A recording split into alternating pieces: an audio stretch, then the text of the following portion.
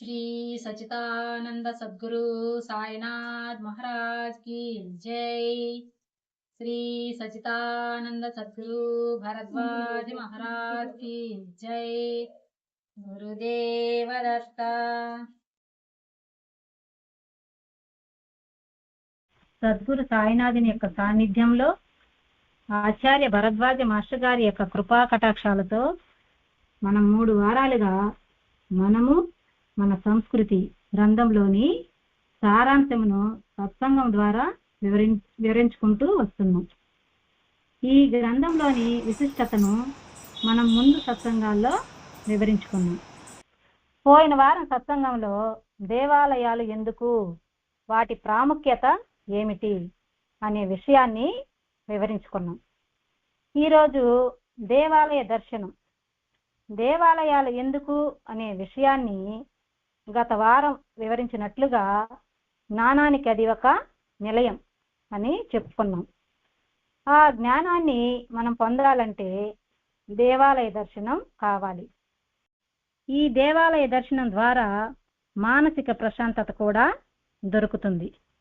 మన ఇంట్లో 4 గోడల మధ్య చేసుకునే ప్రార్థన కన్నా దేవాలయంలో వెళ్ళి చేసుకోవడానికి ఫలితం ఎక్కువగా ఉంటుంది. అందుకని దేవాలయాలను దర్శించాలి. దేవాలయ దర్శనం అనేది ఆధ్యాత్మిక అనుభూతినిస్తుంది, మనశ్శాంతిని ప్రసాదిస్తుంది, మరియు దేవుడితో భక్తుల బంధాన్ని బలపరుస్తుంది. ఇది ఒక దినచర్యను ఏర్పాటు చేయడానికి, భక్తిని అర్పించడానికి, పవిత్రతను పాటించడానికి మరియు ఆధ్యాత్మిక ఆచారాలలో పాల్గొనడానికి సహాయపడుతుంది ఈ దేవాలయ దర్శనం అనేది. మన హిందూ సాంప్రదాయంలో దేవాలయాలను సందర్శించడం ఒక ముఖ్యమైన ఆచారం.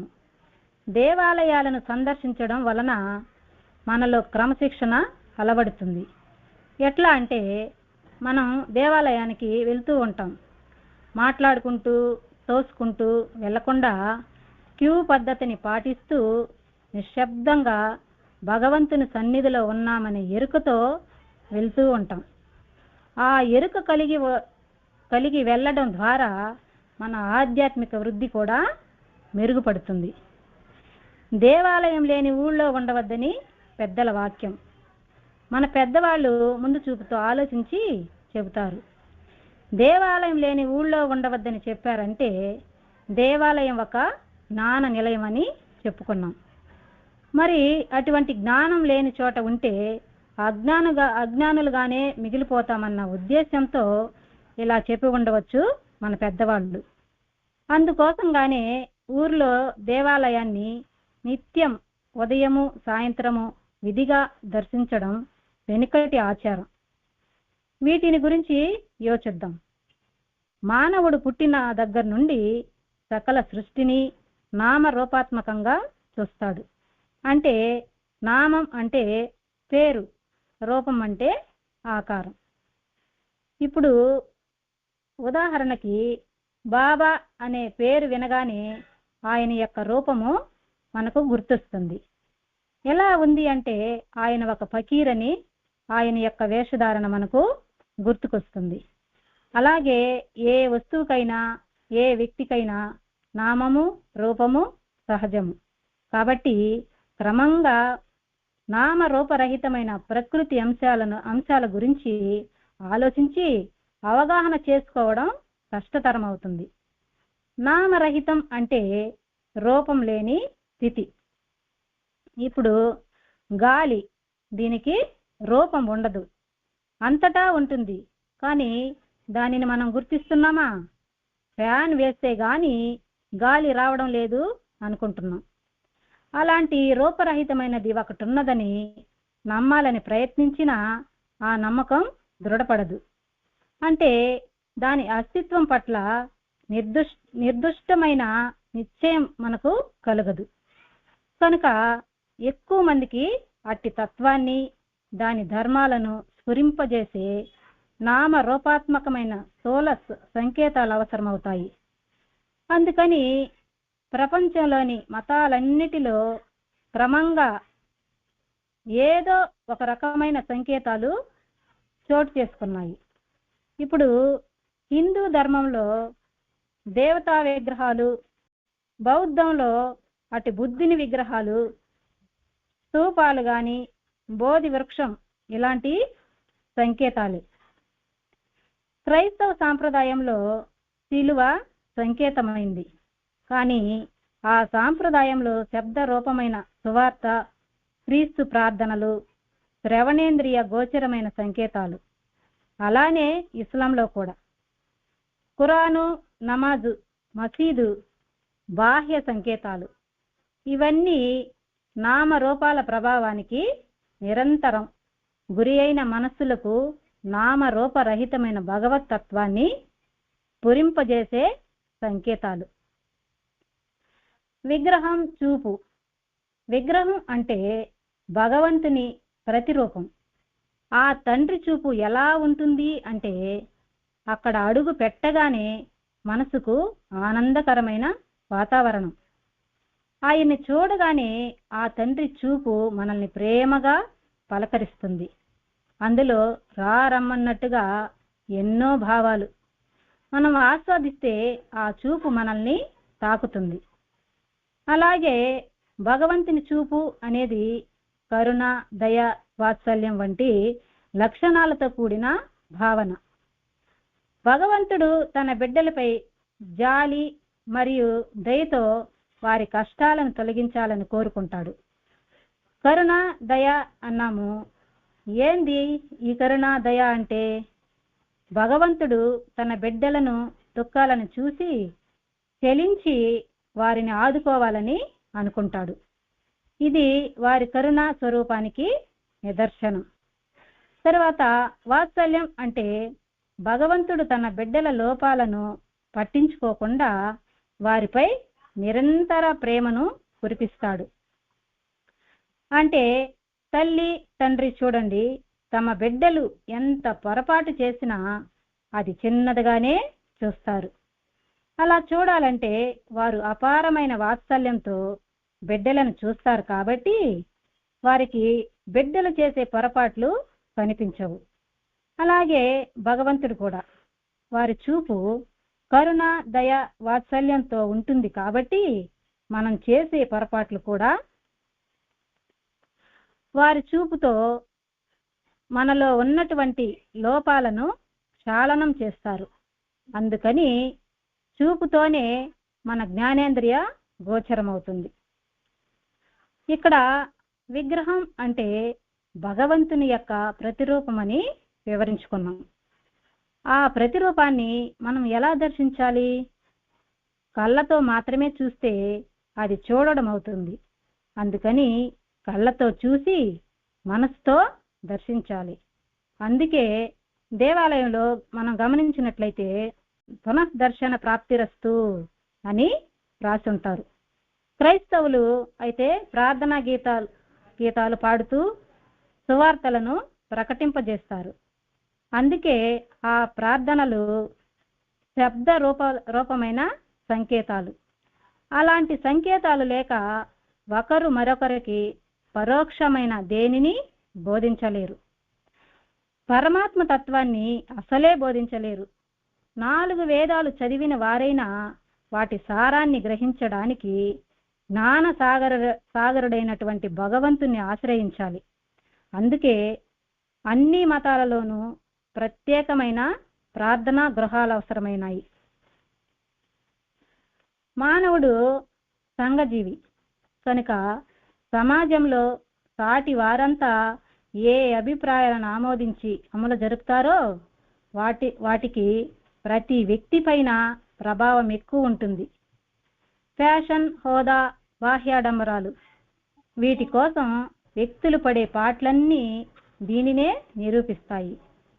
మానవుడు సంఘజీవి అన్నాడు. సంఘజీవి అంటే ఈ సమాజంలో మానవుడు ఒంటరిగా జీవించలేడు. ఇతర మానవులతో కలిసి జీవించడమే సహజం. ఎందుకు అంటే వ్యక్తిగత అవసరాలు, భద్రత కోసం మనిషి సమాజంపై ఆధారపడతాడంటే మంచివారు, చెడ్డవారు అని తేడా లేకుండా ప్రతి మనిషి ఇంకొకరిపై ఏదో ఒక రకంగా ఆధారపడవలసిందే. ఎలా అంటే ఇప్పుడు మా ఇంట్లో ఒక ఫంక్షన్ చేయాలి అంటే ఎవరితో సంబంధం లేకుండా ఒక్కరే అన్నీ సమకూర్చలేరు కదా. ఇప్పుడు భోజనాలు చేయాలంటే వంటవారిపై ఆధారపడాలి. డెకరేషన్ కావాలంటే డెకరేషన్ చేసేవారిపై ఆధారపడాలి. చివరికి అమ్మాయిని రెడీ చేయాలంటే కూడా బ్యూటిషియన్ వారిపై ఆధారపడుతున్నాము. సామాజిక అవగాహన అవసరం మనకి. అంటే ఇతరుల ఆలోచనలు కూడా మనకు అవసరమే. ఇంకా చెప్పాలంటే ఒక వ్యక్తి తన లక్ష్యాన్ని చేరుకోవడానికి సమాజం చాలా దోహదపడుతుంది. మనకు మంచి చెడు అనే దానిని కూడా సమాజమే తెలుపుతుంది. అంటే నాకు నేను మంచివాడిని అనుకుంటా, అలా నాకు నేను చెప్పుకుంటే సరిపోతుందా? ఇప్పుడు నేను మంచివాడినా కాదా అనేది మీరే చెప్పాలి. అంటే సమాజమే నిర్ణయిస్తుంది. ఇక్కడ ఫ్యాషన్, హోదా, బాహ్యాడంబరాలు కోసం వ్యక్తులు పడే పాటలన్నీ దీనినే నిరూపిస్తాయి. ఇప్పుడు ఫ్యాషన్, హోదా అన్నాము. ఏంటి ఫ్యాషన్? ఇప్పుడు డ్రెస్సు విషయం తీసుకుందామండి. ముందు లాంటి సాంప్రదాయాల్ని పాటించగలుగుతున్నామా? లేదు. ఎలాగంటే ఒకప్పుడు చీరలు, చూడిదార్లు మాత్రమే ధరించేవారు. నేటి సమాజంలో అవి మరుగైపోయాయి. ఏం కనిపిస్తున్నాయి ఇప్పుడు? చిరిగిన బట్టలు, పొట్టి పొట్టి బట్టలు, సగం బట్టలు మాత్రమే వేసుకోవడం ఫ్యాషన్ అయిపోయింది. ఒకప్పుడు చిరిగిన బట్టలు వేసుకోవడం ఇబ్బందిగా అనిపించి కుట్టుకొని మరీ వేసుకునేవారు.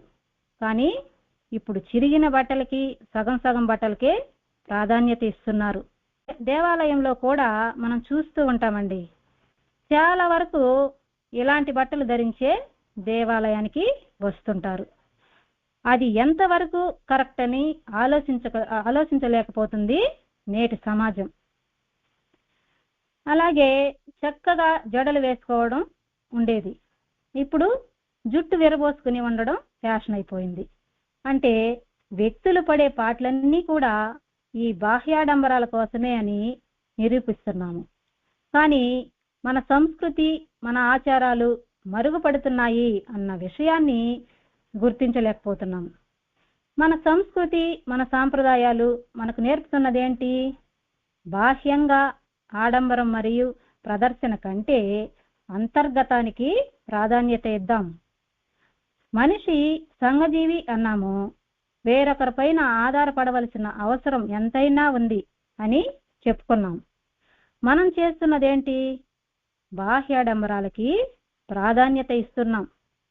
ఈ తరుణంలో మన సాంప్రదాయాన్ని, సంస్కృతిని మర్చిపోతున్నాం. కాబట్టి కనుమరుగైపోతున్న మన సంస్కృతిని వెలికి తీయడానికి ప్రయత్నం చేద్దామండి. ఈ ప్రయత్నంలో భాగంగా ఆధ్యాత్మిక ధర్మాన్ని ఆమోదించే వ్యక్తులందరూ ఒక చోట చేరి సామూహికమైన మత ధర్మాచరణ సలుపడం వలన ఆ ధర్మభావం వ్యక్తుల మనసులో దృఢపడి బలీయమవుతుంది. దీనికి ఉదాహరణగా మనము మన సత్సంగాన్ని వివరించుకోవచ్చు. సత్సంగం అంటే ఏంది? సత్యముతో సంగమించడం. ఏది సత్యమో దాన్నే చెప్పడం, అదే చెయ్యడం. ఇప్పుడు మన సత్సంగాల్లో ఏం వివరించుకుంటాము? ఆధ్యాత్మిక పరమైన ఎన్నో విషయాలను వివరించడం జరిగింది. మనం వినడం కూడా జరిగింది. ఈ సత్సంగం యొక్క ముఖ్య ఉద్దేశం ఏంటి? మనల్ని మనం సంస్కరించుకోవడమే సత్సంగం. అలా సంస్కరించుకోవడం వలన ఏమవుతుంది? మనలో ఆధ్యాత్మిక వాతావరణం ఏర్పడుతుంది. ఇంతకు ముందు సత్సంగానికి రాకముందు ఎలా ఉన్నింది మన ఆలోచన? ఇప్పుడు ఎలా ఉంది? ఏ విషయం విన్నా కూడా, ఏ దృశ్యం చూసినా కూడా అది కష్టమా నష్టమా ఏదైనా కావచ్చుగాక, ఇప్పుడు భగవంతుని పరంగా అనుసంధానం చేసుకుంటున్నాము. అలా చేసుకోవడం వలన మనసు ఎప్పుడూ ఆనందంగా ఉంటుంది. ఇది మనందరికీ నిరూపణ అయిన విషయమే. ఇది 10ల సంఖ్యలో వ్యక్తులు ఉండవలసిన అవసరం లేదు. ఇద్దరు వ్యక్తులు కలిసి భగవంతుడి పరమైన విషయాల గురించి మాట్లాడుకున్నా అది సత్సంగమే అవుతుంది. కాబట్టి ఇటువంటి సులభమైన సత్సంగ మార్గాన్ని నిత్యము మనము ఉపయోగించుకోవడానికి ప్రయత్నం చేద్దామండి.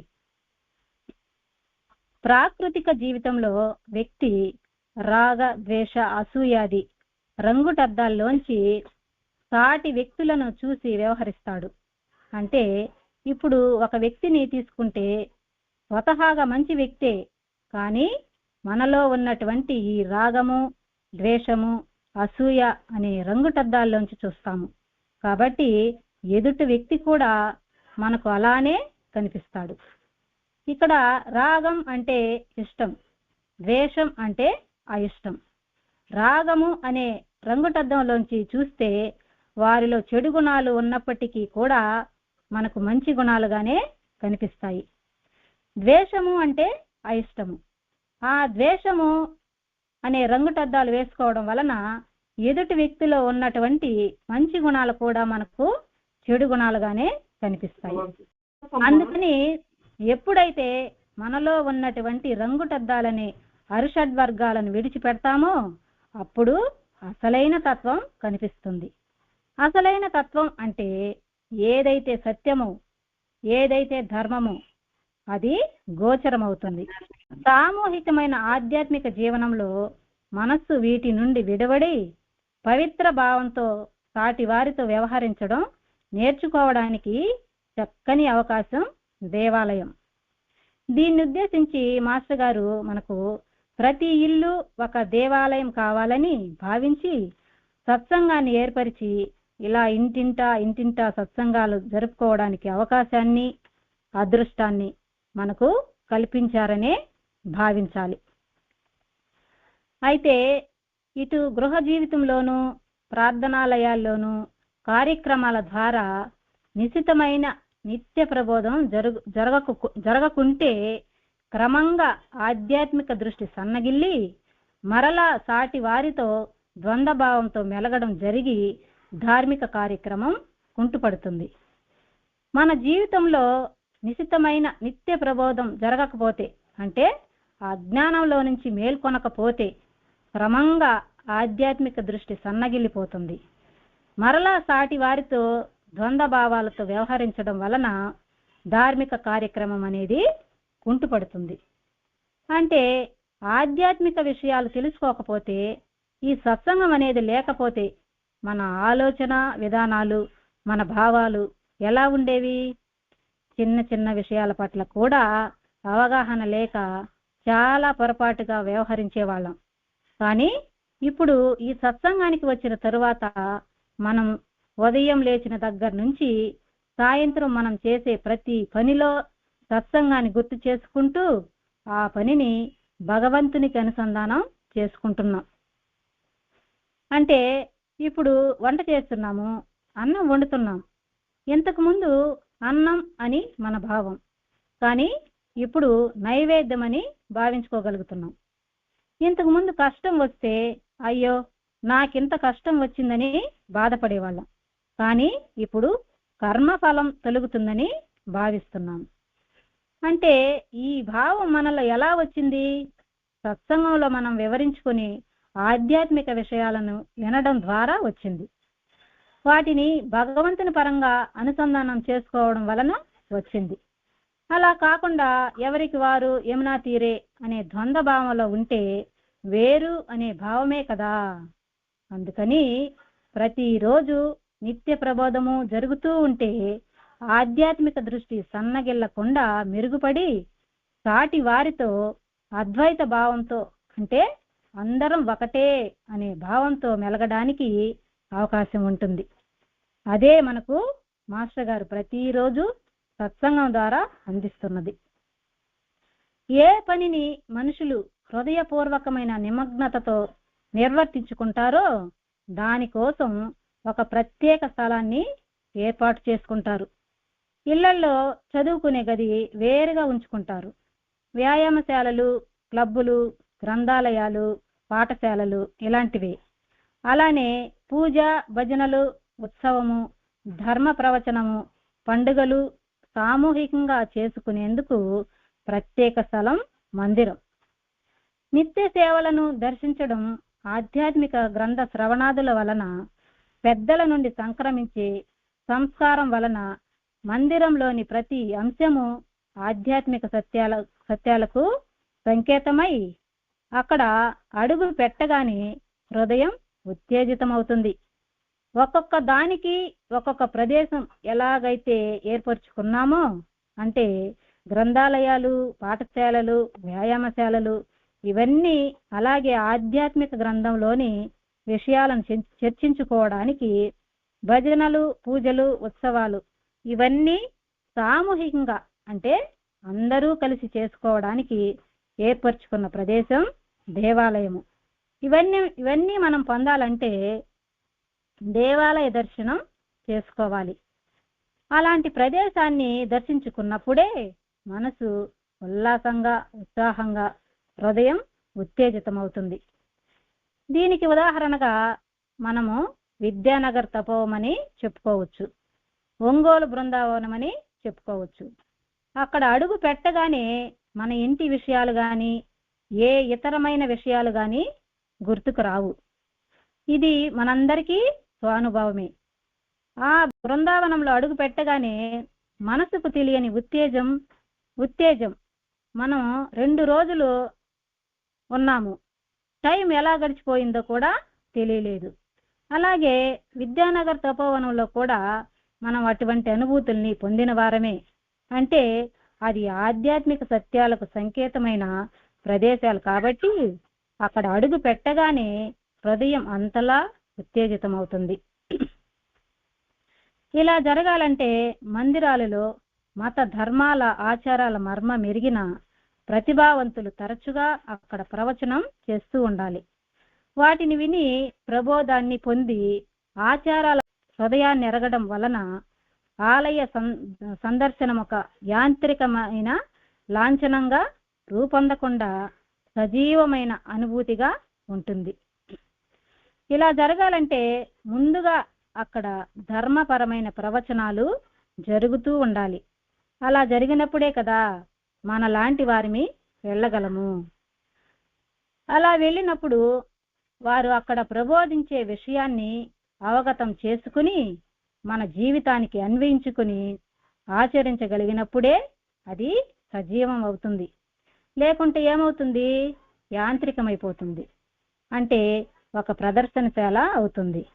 ఇప్పుడు ఒక ప్రదర్శనశాలకి వెళ్ళాము, అక్కడ ఉన్నటువంటి దృశ్యాలను చూసి అబ్బా బాగుంది అని కళ్ళతో చూసి వచ్చేస్తాము. కానీ మందిరాలకు వెళ్ళినప్పుడు అక్కడ జరిగే ఆధ్యాత్మిక పరమైన విషయాలను మనస్సుతో దర్శించి లోతుగా ఆలోచించి అవగాహన చేసుకున్నప్పుడే అది మనసులో సజీవంగా దృఢపడుతుంది. అంటే ఆలయాలు ఆధ్యాత్మిక విద్యా కేంద్రాలన్నమాట. ప్రవచన మండపం సిద్ధాంతాన్ని బోధించే గది అయితే గర్భాలయం ఆధ్యాత్మిక ప్రయోగశాల. శ్రవణం చేసిన సిద్ధాంతం ప్రకారం మన జీవిత దృక్పథాన్ని సంస్కరించుకుని ధ్యాన క్రియను అభ్యసించవలసిన ప్రయోగశాల గర్భాలయం. ఇక్కడ ఆలయం ఒక ఆధ్యాత్మిక విద్యా కేంద్రాలయం అన్నారు. అంటే పాఠశాలలో సామాజిక విలువలు ఎలాగైతే నేర్చుకుంటామో క్లాస్ రూమ్లో నేర్చుకున్న దానిని ల్యాబ్లో ప్రాక్టికల్ చేసినట్లుగా ప్రవచన మండపంలో సిద్ధాంతాన్ని తెలుసుకుని అది దేవాలయం అనే గర్భాలయంలో ప్రాక్టికల్గా చేయడమే. ఆలయంలోని దేవతామూర్తికి గల చతుర్భుజాలు, ఆయుధాలు మొదలైన ఏ దేవ రహస్యాలకు సంకేతాలో తెలుసుకున్న భక్తుడు ఈ మూర్తి ఎదుట అట్టి అవగాహనతో నిలిచి దాని సహకారంతో పరతత్వాన్ని ధ్యానించాలి. దైవ రహస్యాలు అంటే ఇక్కడ జ్ఞానం యొక్క రహస్యాలు. వాటిపై భక్తి శ్రద్ధలు కలగాలంటే రాముడు అనుకుంటాం, కృష్ణుడు అనుకుంటాం, యేసు అనుకుంటాం, లేకుంటే సాయిబాబా అనుకుంటాం. వారి గుణగణాలను పూర్తిగా అవగతం చేసుకుంటే తప్ప రహస్యం కదా వారు బయటపడరు. జ్ఞానం బయటపడుతుందా? జ్ఞానం బయటపడదు. అజ్ఞానం బయటపడుతుంది ముందు. నిండు కుండ తనకదు, నిండు కుండ లాంటిది జ్ఞానం. నిండు కుండ తనకదు అన్నప్పుడు మనం జాగ్రత్తగా దాన్ని తెలుసుకోగలగాలి, ఆ రహస్యం తెలుసుకోగలగాలి. అంటే దానికి చిల్లి లేదురా కొండకి అని, చిల్లి ఉంటే కారిపోయి ఉంటుంది అని ఎప్పుడు తెలుసుకుంటామో, ఓహో ఈ కొండ ఏ విధంగా అయితే స్వచ్ఛతగా ఉందో, అరే జ్ఞానం కూడా స్వచ్ఛం. ఇప్పుడు మనం పూజించే ఎవరైనా కావచ్చు, స్వచ్ఛత ఉంది. పైకొకటి లోపలొకటి మాట్లాడడం కాదు, లోపల ఉన్నది ఉన్నట్టుగా చెప్తున్నాడు అని అనుకున్నప్పుడు మామూలు వ్యక్తి మీద ఎంతటి ప్రేమ అభిమానాలు కలుగుతుందో కదా. అటువంటిది భగవంతుడి మీద ఆయన గుణగణాలు తెలుసుకున్నప్పుడు ప్రేమ భక్తి ఎలా ఉండాలి? తల్లికి బిడ్డపై ఉన్నంత ప్రేమ, భర్తకి భార్యపై ఉన్నంత ప్రేమ, ఈ రెండూ కలిపితే ఇంకా మూడోది ఏంటంటే డబ్బు మీద ఉన్న ప్రేమ, నగల మీద ఉన్న ప్రేమ. ఈ 4 కలిపితే ఎంత ఉంటుందో అంతటి ప్రేమని భగవంతునిపై అర్పించాలి. అదే నిజమైన ప్రేమ.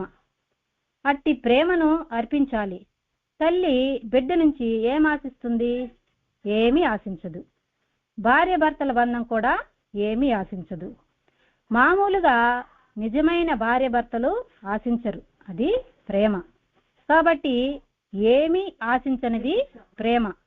అటువంటిది మనకు కలుగుతుంది, అది దైవ రహస్యం. దేవతామూర్తి చతుర్భుజాలు అంటే 4 చేతులు అని అర్థం కదా.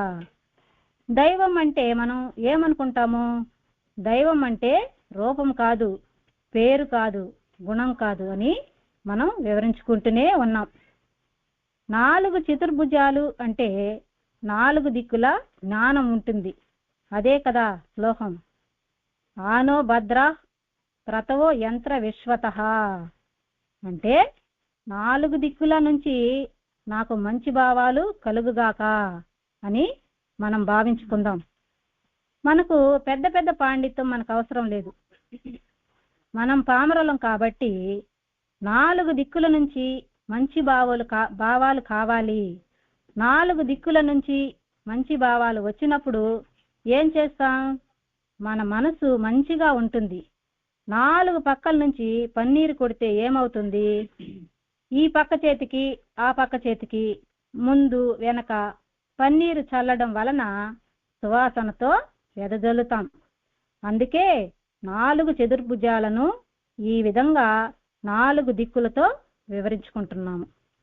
ఆధ్యాత్మికత అంటే ఏమిటి? ఆధ్యాత్మికత ఉద్దేశం ఏమిటి?